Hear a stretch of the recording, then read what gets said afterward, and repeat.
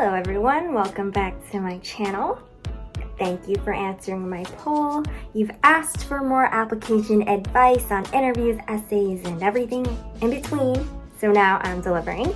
I saw these 2023-2024 questions for UChicago College undergraduate admissions just came out yesterday, so I wanted to talk to you about them and unpack them.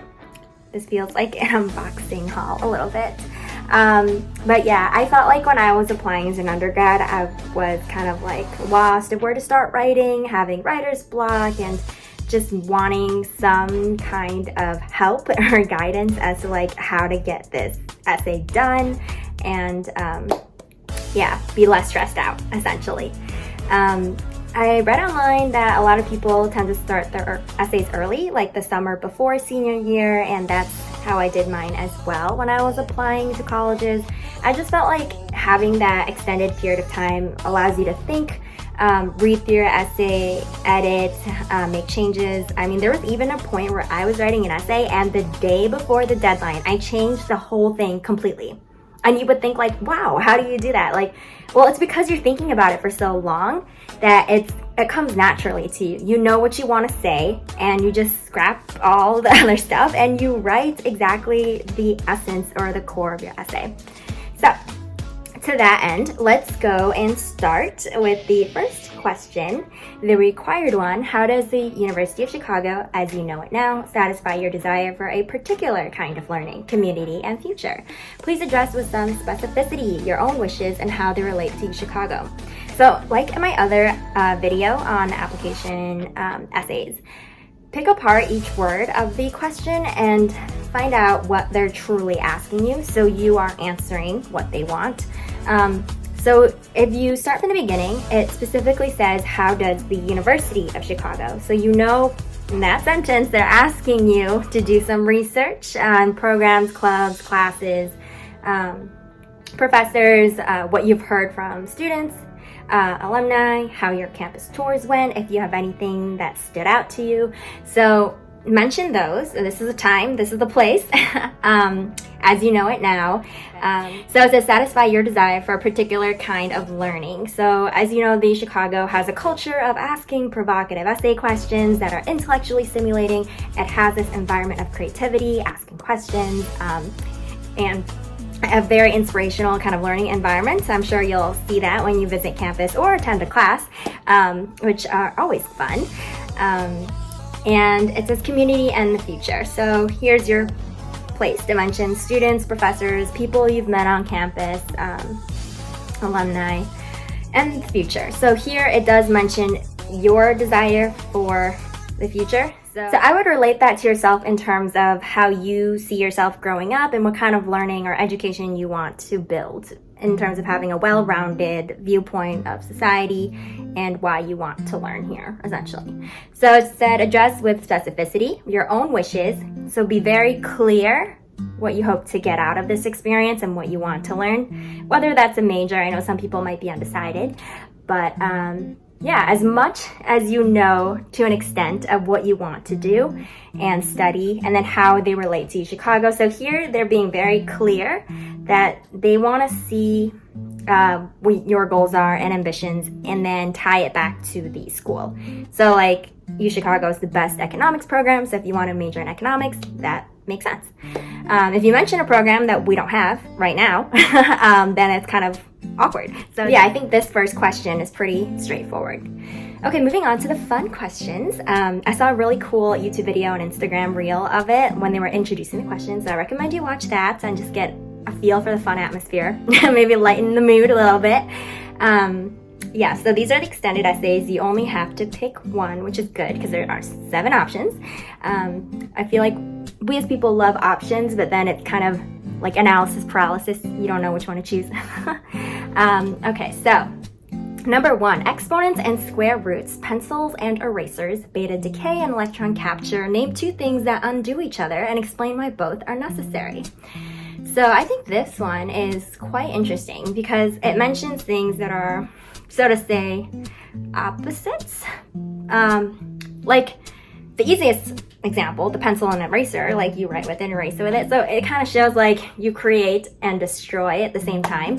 The exponents and square roots is more of a math subject kind of orientation. So you're thinking more of like, I guess, creating, multiplying, expanding the number versus reducing it.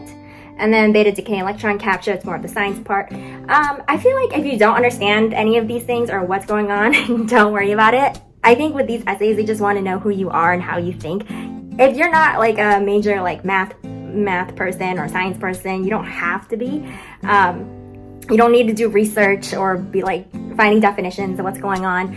I think you just have to speak to something that resonates with you. So 2 things that undo each other. I mean, the first that comes to my mind would be like a lock and a key. Like they kind of undo each other because you unlock it and what once was locked is no longer. I think this is a very like interesting essay question where you can take it in many different directions. The 3 examples they gave are ways to like trigger your mind and help you think about things around the world or things you've noticed in school or in class. Yeah, it's kind of interesting. I also thought of like a magnet. So you know, like when you have 2 magnets, they could either stick, or if you have the opposite ends of the poles, they repel. To an extent, they kind of undo each other. I mean, it's kind of like how closely do you want to define undo each other? Like, is it the extent of like writing a pencil and erasing the marks completely, or do you mean undo as like turning a switch? So I think it's whatever you define as undoing. Like, I think the surface level will be taking this literally. So like in math, you add versus subtract, multiply versus divide. And then you could also think of like the pencil eraser analogy, like if you're cleaning your clothes, like detergent on clothes, you remove the stains. So like there's a surface level to it, and then I think there's a more deeper level you can go into it, depending on how you define things that kind of reverse each other. So yeah, something to think about. And then the second question is, where have all the flowers gone? Pete Seeger, pick a question from a song title or lyric and give it your best answer. Honestly, this is my favorite question because I love music. As you can see, Blackpink, arts, I play the piano. So the first thing that comes to my mind is like, do you ever feel like a plastic bag drifting through the wind, wanting to start again? So that's super easy for me to come up with, like a prompt and to answer, because I mean, I remember lyrics that mean something to me. It's like when you're in your darkest days or when your happiest days, you remember certain lyrics that get you hyped up. So, I mean, this question speaks to me as someone who loves music. So there's a lot I can talk about as to like how it helped me grow as a person, build my character, and also give me inspiration for, I guess, anything I'm doing. I think that one's a pretty straightforward question. So you could either be a music major or not and just enjoy it to write about it. Anything that's meaningful to you. Okay, so next question. Vlog, labradoodle, and fromage. Language is filled with portmanteaus. Create a new portmanteau and explain why these 2 things are a patch. Perfect match. So these examples kind of show you words that are combined together. So if English is not your first language, video and blog, video and blog, video and blog make blog, and then labradoodle, 2 different kind of breeds of dogs. I think Labrador and a poodle doodle. I don't own a dog, so you know, you get the picture. And the fromage is like fake cheese. So it's for anyone who's interested in language, linguistics, foreign language, create a new one and explain why they're a match. So you can kind of like, it's asking you to combine 2 words together essentially. Like it doesn't even have to exist or be a real word. So I think selfie came about because a lot of people started using it. I don't think it's like, it's just combining self and me picture. I don't know. So it's asking you to come up with your own combination of interesting words and then explain why you put them together. So I don't think there's any wrong answer for this one, actually for any of the essays, questions either. But yeah, you can really put whatever floats your boat together. I think what would be cool is like if you did have like an international background or you studied abroad a lot and you found like an interesting foreign word with an English word merged together, or 2 foreign words and then just merge them, and then also just share like why you did that and what they mean. I think that could be very interesting too. And then option 4, a jellyfish is not a fish. Cat burglars don't burgle cats. Rhode Island is not an island. Write an essay about some other misnomer and come up with and defend a new name for it, or explain why its inaccurate name should be kept. I feel like this one also relates to the linguistics majors. It's kind of asking you, like, why do we name something that doesn't represent what it does or what it is? Like, how did that name come about? Probably because people just used it a lot and it just stuck. Or it was inspired by something. This is interesting. So they're giving you the power to either change it if you had the power to change the name, or just keep it and explain why we need to keep this. So I see this as kind of like an interesting question asking you about tradition versus modernity. Do you want to keep doing something because it's been done all the time and it's your culture, or it's what is familiar to us and ties the community together because we all understand that and are used to it? Or would you want to push forward and do something new because it will make everyone's lives easier so they understand it better, and then they can talk to other people in other countries better? So I don't know, you can just go anywhere with this. It's kind of similar to the other question, I think, a little bit, in terms of the subject, not what it's asking. And then option 5, despite their origins in the Gupta Empire of India or ancient Egypt, games like chess or bowling are made widely enjoyed today. What modern game do you believe will withstand the test of time and why? This one's kind of fun too. It seems like it's asking about a history major, but then it goes into like games, like sports.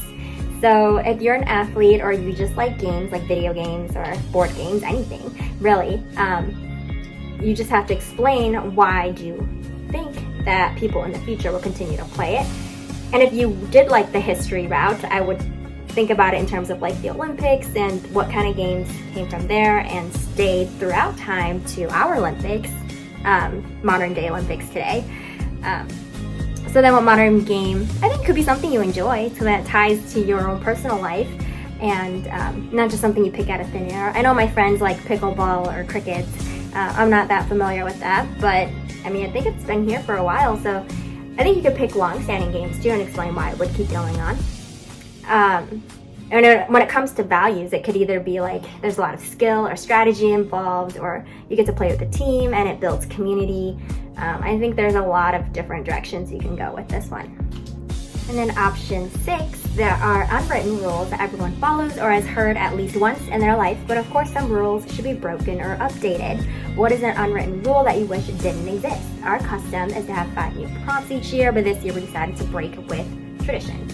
So I think this one, it kind of calls to a little bit like psychology and human behavior. Like, what do you notice in the world, whether at work, in your internships or part-time jobs, or even in your life in school, that are unwritten rules, like not required, but everyone just does it and follows it because that's just the way you do. It's like the polite way or the expected way, respectfully. So some examples would be like you stand on the right side of the escalator when it goes up so then people can walk on the other side of you. Or you don't leave your shopping cart in the middle of the aisle. You put it to the side so other people can pass through. When you go to work, people wear collared shirts or other attire. And you'll see people kind of wear similar things and a tie, so why is that? And then it could also be like in terms of communication or behavior, like the manager sits at the end of the table, for instance, or makes the final decision. You let ladies walk in first in a building, you know, like just all the things that kind of seem like expectations or rules, but are not really written down. And things you, like, people just do or don't do. Like, don't you eat their mouth full. So these are just like basic things, but I mean, you can definitely go a bit more in depth if you want to go into like psychology or like workplace manners and how you interact with others. So I like that the question's asking you, what is something you don't like? Because then these unwritten rules are never right or wrong, like decisions, because like with laws, you know, like it's wrong to kill somebody, to steal, and etc. But with unwritten rules, it's kind of like a gray area. People can choose to do it or choose not to do it. So then here it's giving you the choice or the power to decide which one to take out and why. So it kind of shows your values when you write about why you don't like this, because then you value something else. So it's a good one. And then the last question is choose your own adventure. Any past prompts or create your own question. Be original, creative, thought-provoking, draw on your best qualities as a writer, thinker, visionary, social critic, sage, citizen of the world, or future citizen of the University of Chicago. Take a little risk and have fun. So this one to me seems more of like an open-ended question. You can either have fun and come up with a question and then answer it, or do it the other way around, write your essay on whatever you want, and then just build a question that relates to it. So you kind of have your essay ready, and then come up with a fun question that fits it. I know what you're thinking. Some people might be thinking of taking their old essays and repurposing it for this thing, but I would advise against that.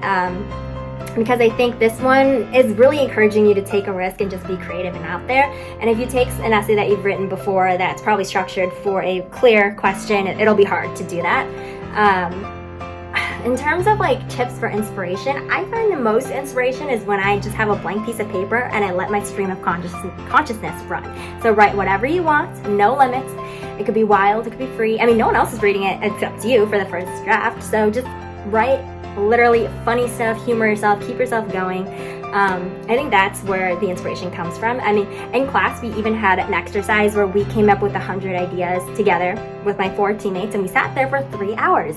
So I know at that point, you know, when you get like tired or frustrated, start writing whatever, wild ideas, and just reach really out there and you write it down. That's the kind of thing I think you should do for this kind of situation. And of course, you'll have your iterations and edits later on, so no worries that it'll be too, out there.